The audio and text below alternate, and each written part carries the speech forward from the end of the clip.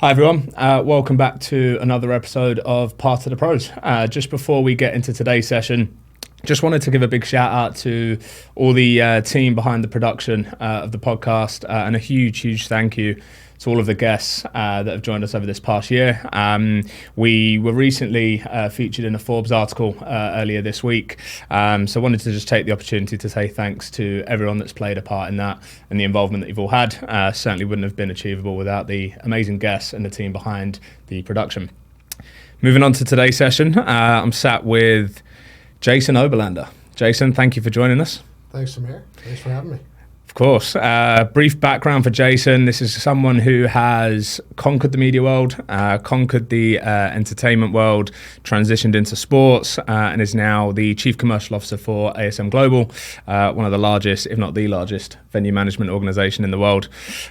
So, Jason, I think you've got a really good story to tell. I guess a good place I really like to start these things is taking us back to the early days. How did you kind of first make that transition into sports? Might be quite interesting, in fact, to get your media career in there first before you made that transition. Well, it happened at the same time. So when I first was entering the world of business, I knew I wanted to be in business, but I didn't want to be in any business. I wanted to be in the entertainment, sport, media business. I felt like, it was just more interesting, and I was passionate, about the business of culture. And so my route started looking at media networks and cable and television. And I had a good fortune to find an opportunity at Showtime Networks in sport and event programming. Got in on the ground floor, freelance role as an assistant in the PR department. Wow. And Showtime Networks at the time was deep in boxing. They were going head-to-head with HBO. They had Mike Tyson and Evander Holyfield on contract, Julio Cesar Chavez, and a roster of other fighters. And it was a blast. I was going to these fights in the center of a media storm, meeting characters like Don King and, the fight camps, the television personalities, and learning the business of PR and creating buzz around these events. And over time was able to, ascend and eventually become a publicist for the network. So it's an interesting way to get into the industry. I think getting involved, you're right in the limelight with all of these famous names and people that you're having those relationships with. I guess from a lot of these podcasts that I've done before, the typical route you tend to see is ticket sales. Mm-hmm. So many presidents, CEOs, C-suite execs that I know have kind of made it through their careers by starting in ticket sales. You learn the graft, you learn the hard work that's needed to go into the early part of your career in order to kind of make it big. How did you kind of find that exposure, I guess, in the earlier part of your career helped kind of shape where you wanted to be? Maybe you may not have had a clear vision back then, but certainly there would have been elements of that role that would have helped with career making decisions later on down the line. Yeah, I think it was just fascinating to be so close to the production and learn how, these events are made. And, the pay-per-view events that we were doing with Tyson, were generating $100 million over the course of a day. Yeah. And learning the side of the business as well as, the creative side of it, learning how to market these events. That all is learning and skills that you can apply later in life. But I did realize that, PR was not going to be the end game for me.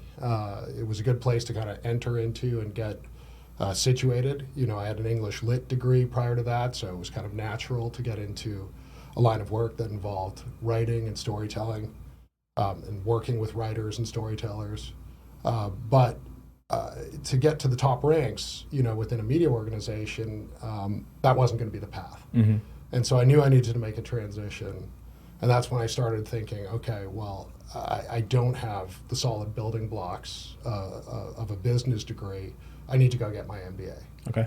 And so I spent pretty much close to 2 years researching, visiting schools, applying, getting rejected, reapplying, and finally, got into Columbia and decided to go full time and just immerse myself in the experience. And I don't regret that at all. It was expensive. I took on a lot of debt, but the people I met, the credentials it gave me, and the learning I had I think made it well worth the effort. How old were you out of interest at the time when you were looking to take up the MBA? I was 5 years out of undergrad, so yeah, it would have been 26, 27. Yeah. Quite, I guess, to take that kind of thought process and take a bit of a step back 5 years after getting through college. I think a lot of people, once they get through college, they just want to focus on getting their head down and working. Taking that step back and actually thinking about the real bigger picture, it sounds like from everything that you're saying that you were thinking about the bigger picture from quite an early age. Yes, definitely. I set my sights high. I wanted to run a network. So I thought, what do I need to do to get there? It was clear the path and the trajectory I was on was not going to do that on its own. I needed to make a transition. And I could have transitioned in a number of different ways, functionally. But I just felt I needed that baseline foundational understanding of business and be able to speak the language of accounting, finance, marketing, so that I could make that pivot and ultimately grow. Yeah. CBS Radio, Director of Strategic Marketing there. Was that, again, sounds like you're an intentional man with intentional desires. Was that something that you kind of really wanted to do, or coming out of your MBA, you saw the opportunity to take a leadership role in marketing? So one of the, no. Okay. I think what happened was, you're going to school at a school like Columbia, and most of the, peers and your classmates are going to Goldman Sachs or McKinsey, and there's this well-traveled recruiting path, where these programs come on campus and they just interview and, they rank you and you get hired or get an offer and get hired, or do a summer internship and then get a full-time offer down the road. There was none of that in media and entertainment. And I knew I wanted to get back into the industry just from a different angle. So you had to go out and create your own opportunities, and network and meet with alums and others. And I was fortunate to get an internship at Spike TV. Right around the time they were looking at bringing the UFC on board, which was still a very young, fledgling enterprise. And because of my experience in the fight game, the CEO, even though I was an intern of the network, was asking my opinion. I thought it was a good bet. I didn't really know, but my gut told me it was, and look where it is now. I think that summer internship is what gave me a foot in the door at Viacom, and allowed me to network within the walls, with some credentials, with some referrals and recommendations from the people I worked with over the summer. Most MBAs coming out, we're looking at roles in strategy or M&A or, business development. But I knew I wanted to be on the revenue side of the business, and I wanted to learn about how that aspect of the business works. No one was going to hire me for a role in sales right out of the gate. Right. So I needed to take another measure, which was support a sales team, work in strategic marketing, help that sales staff, and and the process to, ultimately be shadowing them and learning from them and understanding, how this all works. Yeah. And when I was given the opportunity, I said to the hiring manager, I really want to be on the front line. I will kill it for you in this role, and I will do everything you ask and more. But once I do, I'm going to look for that shot. Right. And I was true to my word. I gave my all, and he was true to his word and gave me that shot. So then I was in a frontline business development role with CBS Radio, selling across 180 radio stations, and I was terrified. I didn't. I'm not surprised. Yeah, I didn't really grasp, how hard it is. When you work in a support capacity or in a marketing role, the work comes to you. And you do the work. Right. It's pretty straightforward. When you're in a sales role, you have to generate the work. Yeah.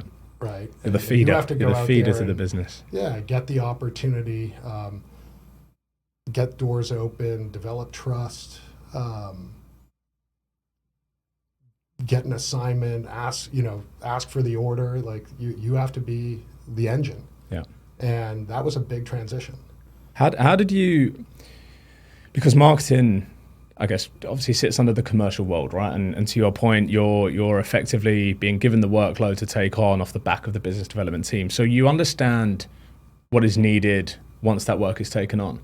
But that transition going from, to your point, being the person who takes on the work versus the person that has to go out and take on the work. How did you kind of find that transition, and what were kind of some of your early learns in making that move into a more kind of client-facing biz dev role?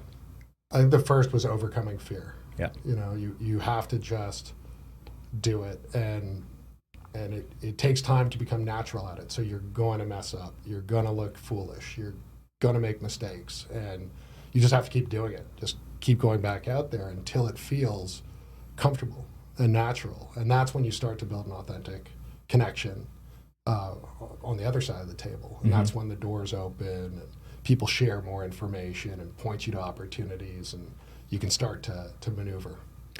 And 2 years at CBS Radio, MTV Networks, this is 2006. So this is a time when MTV Networks was really in its prime days. It was the last of the golden era of cable TV. And just talk to us about that, because you were there for around 2 years or so. That must have been a pretty big move for your personal career, great for your career development, looking to the future. Give us some insight there. Yeah, it was, it was the result of work I was doing within CBS. So CBS is owned by Viacom, MTV is owned by Viacom. I was focused on, our radio platform, but based on some partnerships that I was able to bring forward, I caught the notice of the Viacom corporate sales team, which was called Viacom Plus. Right. And then it was a role where I was able to sell across all the CBS Viacom ad-supported properties, broadcast, outdoor, radio, digital, which was just starting to emerge as a major focus. So 90% of the people, at least at that I would assume, right, and working in search, you speak to a lot of people, 90% of the people that are sat in that position there, MTV Networks as the VP of Brand Solutions, are then thinking about, where's my next media gig? What's the next step up for me? Yeah. You didn't do that.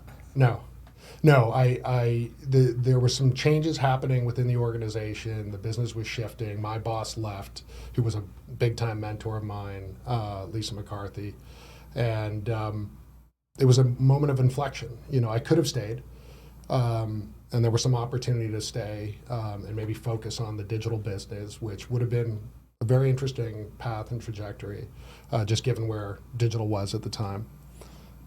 But I also felt this urge to see what was outside the walls of Viacom, right. And started talking to recruiters, and one of them pointed me to an opportunity for a business development role at the NBA. And they were looking for someone with a different background. They were looking for someone outside the industry, just as I was looking to get out of my own. Yeah. So it was a good match, and stepped in at the NBA, selling across the NBA, the WNBA, at the time the D League, and USA Basketball globally. And amazing opportunity, as a Knick fan, as a NBA fan, as a former basketball player in high school, this was a dream role.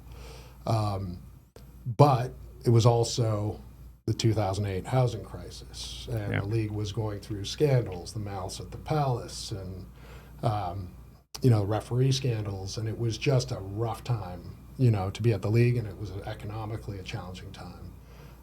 And when you're working in league partnerships, you have a long lead time in these sales cycles from start to finish.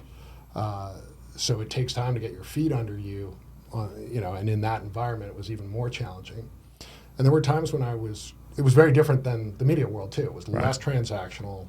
You weren't dealing with media agencies. You were dealing with, clients direct at a high level. And it was just a very different conversation. You didn't know the type of partnership you were going to end up doing until you could get into the conversation with the client, understand their objectives, and then create something together.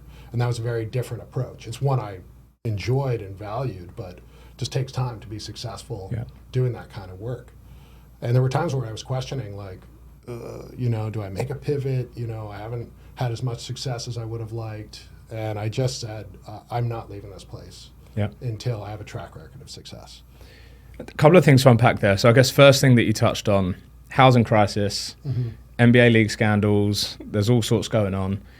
Being in a business development role myself, understanding the sales world, one of the first challenges any BD person will face in that situation is we don't want to spend our money, A, because of the housing crisis, B, the NBA isn't in the greatest spotlight right now. So to say that you actually got through it and you spent nearly just shy of 5 years there, just talk to us about that kind of mindset, the thought process, because again, going back to my earlier point, I think a lot of people in that similar situation probably would have thought, I've got some experience under my belt, I'm doing the sports thing, let me go and see what else is out there. What really got you through those darker, more difficult times? Interestingly enough, it was working on the D-League, because this was a new property that I was given, more focus, or I was told to focus on, and it was the team that I was working with. Dan Reed at the time was president of the league, and we were kind of the stepchild, right? And we needed to be scrappy and do things differently and be willing to innovate and do things the league wasn't, and give brands a platform to kind of test and see if their approach could be something that ultimately can happen at the NBA level. And it was doing that work, which was hard, but also gratifying, and seeing how the league was growing. Now, it's the G League, and it's it's a proper platform. But at the time, it was there wasn't one-to-one affiliation between the D League teams and the NBA teams. It was a much smaller league, didn't have as much of a platform or notoriety. So we were building it inch by inch, and I think that is what kept me at the league. And then had the good fortune of working on bringing a number of partnerships to the table, Right Guard, American Express, which is still a partner, Sprint at the time, which was the largest partnership the league had done. So after that, I felt like, okay, I've made my mark here. And we had just gotten through the lockout, and I started to pick my head up and look around and say, what's next? Right. And before I could even really start picking up the phone rang for me, and I got a call to look at IMG, and two different roles. One was a business development role across all of their properties, and then the other one was a more focused role, which was national sales for IMG College, which was just an emerging platform. And I gravitated towards the college role. It just felt like there's a lot of energy in college sports. I looked at the platform and I'm like, the conversations I'm in here now at the NBA, I know these brand partners would be excited about what they have to offer. Situation there of taking, and you see it a lot in sales, right? Taking your relationships, you move along to a different environment. More often than not, there's no conflicts, so it makes sense. Everyone's winning, I guess, off the back of that. Yeah, it didn't take long for me to make the decision to go. I learned a lot at the NBA, very smart people. I learned a lot about partnerships and how to build and grow and foster partnerships, and it was time to apply that, at a new property. How did you find the transition going into the collegiate world? Because it's a different beast, right? It's and especially at that time, we're talking, for reference, 2012, 2019 is a kind of general era. This is a time where I guess the collegiate world is starting to find its place in the entire spectrum of the sports and entertainment landscape. How was that, I guess, for you, being one of the earlier execs that had joined the industry? When I left the NBA, I remember Mark Tatum telling me, you'll be back. It's chaotic. It's not as organized as it is here. And he was right. It's not. Yeah. It was chaos. But I welcomed that. I embraced that. And I think when you're in a national sales role, part of your role is to create order out of the chaos for brand partners. how can you give them an entry, at scale across multiple team relationships in a way that is digestible and actionable and impactful. Yeah. And I'm going to make an assumption here, but I'm guessing this was your first transition into a kind of more broader leadership role, right? So I started as an individual contributor. Okay. And I think based on, just working hard and building relationships across the organization, having some success in bringing some partnerships forward, and frankly, having the confidence of my boss, Andrew Judelson, was able to ascend into a leadership role where I was leading the new business team and also the marketing solutions team that supported them. Okay. And you mentioned American Express, Sprint, some right guards, some big brands to bring on board, right? So I think the track record typically speaks for itself from a sales perspective. You went in, you done what was needed to be done as a salesperson. Just talk to us about that transition into leadership, because one of the things I'd love to talk about today, Jason, is that transition from salespeople, being individual contributors, being sellers, to leadership. Mm-hmm. It's a topic that people love to talk about. It's a topic that a lot of people really find challenging, in fact, when they're making that transition, because it's a completely different ballgame, right? Totally. You go from being focused on yourself, you know how you operate, you know what you need to do to get the job done, to being responsible for a team of people that need to almost replicate what you were doing when you were in their shoes. So how was that kind of transition? And a lot of people take to it like a duck to water. I think personalities are different. Some people find it really challenging in the earlier days. Definitely challenging, particularly if you're growing in an organization where you're now managing people who are formerly your peers. Yeah. And, you have to earn their trust and earn their respect. And part of doing that, I think, is helping them be successful themselves. Yeah. Maybe they're really good at cold prospecting, getting in the door, but need some help, advancing the conversation and figuring out how to connect the dots, between the brand objectives and the platform that we have to offer. Yeah. Maybe they need help closing. Maybe they just need a different voice. Everyone welcomes a lead. So the more you can do to kind of help them succeed, the better or the more loyal, they're going to be to you and the organization. Yeah. A lot of people often tend to make early stage mistakes, I guess, as they're making that transition. Were there any that, looking back now in a obviously much more experience in a very different position, that you think, if I was to give anyone one piece of advice, it'd be make sure to not make this mistake? I think particularly with really talented people, don't micromanage them. Okay. Get out of their way. If there's an obstacle that they need help with, do everything you can to remove that obstacle, whether it's inside the building or outside. But for the most part, let them do their thing. Yeah. I had Brad Sims on an episode last year, and he said one of the biggest reasons that he puts his success down to in leadership is hiring people that were better than him and getting out of their way. 100%. Yeah. 100%. I've done, everything in the commercial world, from managing partnerships to, marketing and strategic solutions to sales. And I'll tell you right now, my team at ASM Global, everyone who's leading those disciplines was better than I ever was in each of those individual disciplines. Yeah. But it also takes a lot to admit that, right? Because I think there's this tendency that we have, especially as you get into leadership roles, is because this person is more senior than you, naturally they are better than you at a particular job. And I think that's a really good point that you touch on there, because it's a bit of a reflection moment of they're not in your job, right? So they've not had the opportunity to be better than you, but the only comparison is, how did you fare up against them when you're in a similar position? Mm-hmm. So I think that comparison is really good for people to take into account and think about. Would you say that there are any skill sets that you took, I guess on the flip side, from your sales days as an individual contributor that were actually really helpful for you to kind of keep in mind and ensure that you implemented in your role as a sales leader?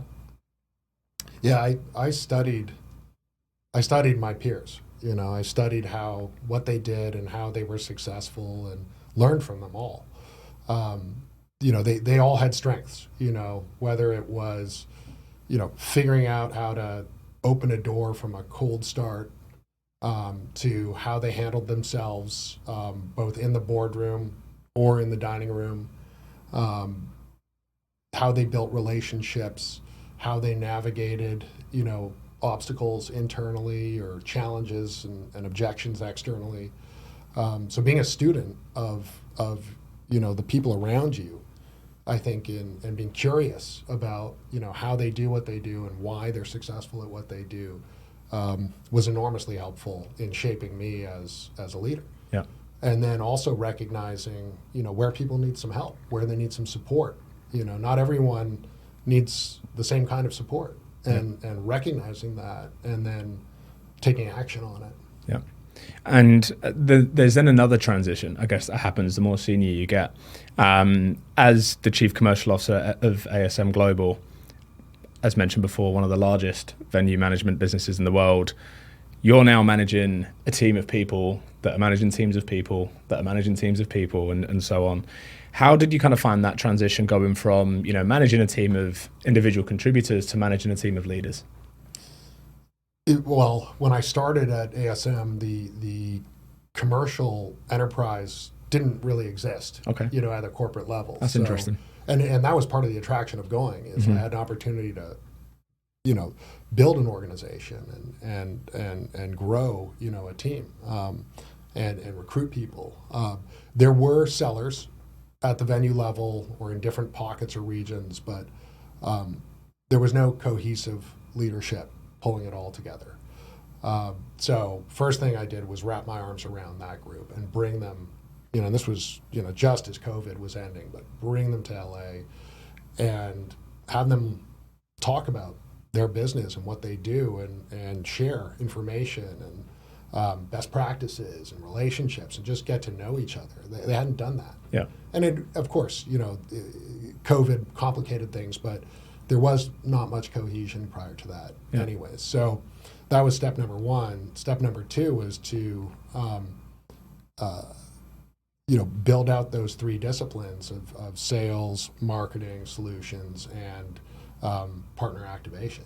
And this is the team that you had to go out and build as well? Correct. So identifying, the best possible, recruits, and working with groups like yourself to identify those people, and making sure, I was hiring the best talent I could. Yeah. And,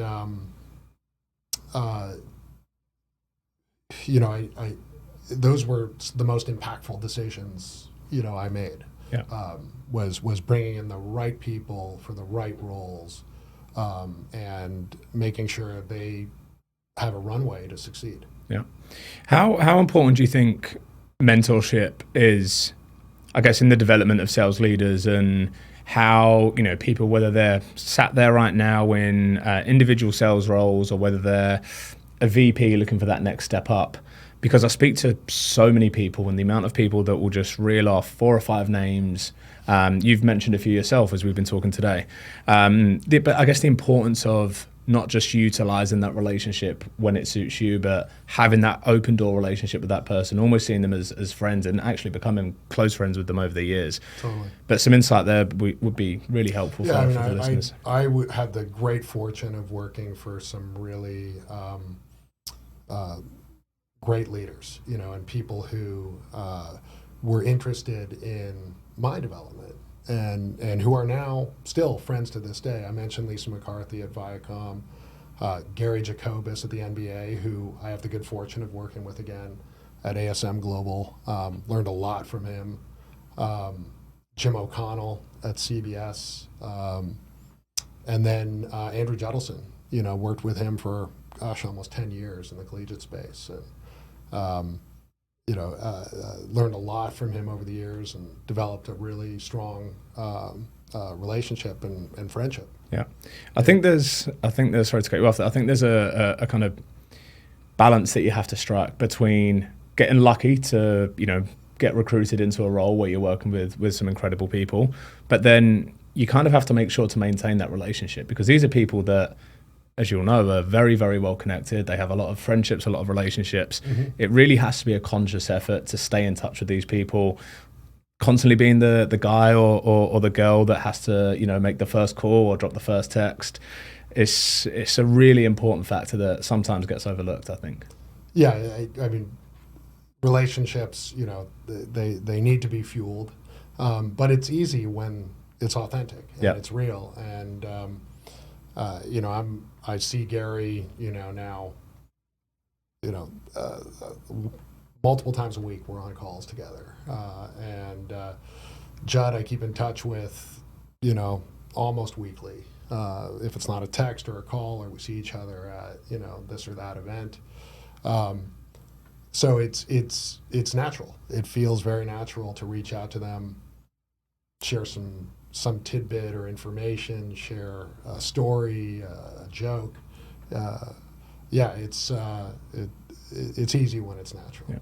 One thing I always talk to my team about at Forsyth Barnes when it comes to relationship building is, not every time you speak to someone, it's got to be a 15, 20-minute conversation about something. You can maintain a relationship by saying, hey, the Knicks got beat last night. Yeah. Unlucky. Yeah. Right. And or you joke with them about it. It's not always got to be a, hey, let me know when you're free for a 20-minute catch up. I think sometimes, again, especially for people in their earlier careers, they kind of see those touch points as having to be a conversation. I need to make sure that they're front of mind. But I've learned myself, and this is something that I was certainly victim to in my earlier days, is feeling that is what I needed to do to maintain relationships. Mm-hmm.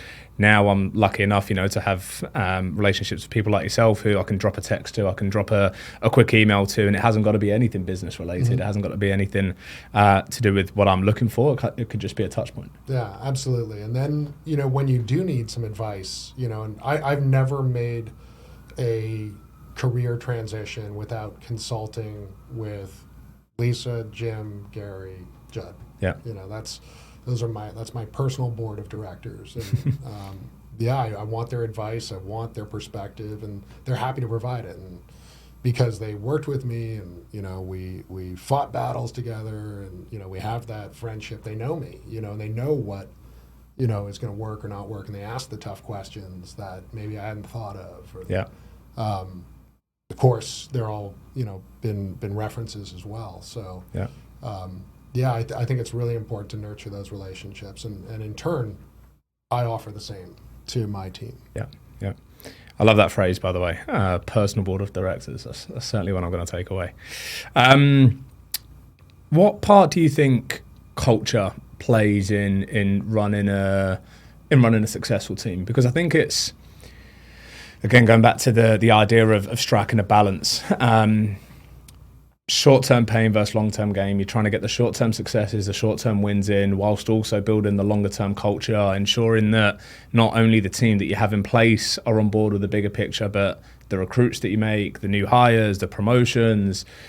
Culture plays, in my opinion, a huge part in that. Yeah, I agree, and I think a lot about this, and increasingly, especially in a world where we spend so much time on Zoom, and not everyone is in the same location. Not everyone is in the same office. And it's become so apparent that you have to create those opportunities to be together. And it doesn't even have to be work-related, though. You should spend some time focusing on work. You should be spending time building those relationships and building that trust. The other thing we've done is worked with Eric Gudoff's group, the Venn Collective, on understanding, how people feel about, their different relationships in the group, and understanding and mapping, trust, and who you go to, and, who's got your back, and really understanding, the dynamics of the team, and gaining insights from that on how to make sure we're, fostering it and growing it and making it as healthy as it can be.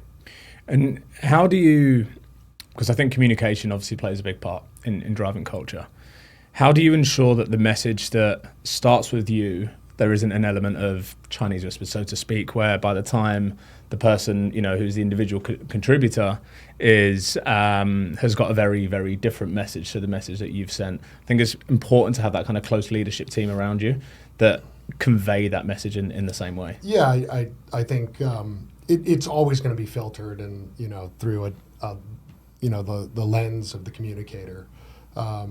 But absolutely, where it's important, want to reinforce certain messages, and then you have to speak directly to the entire team.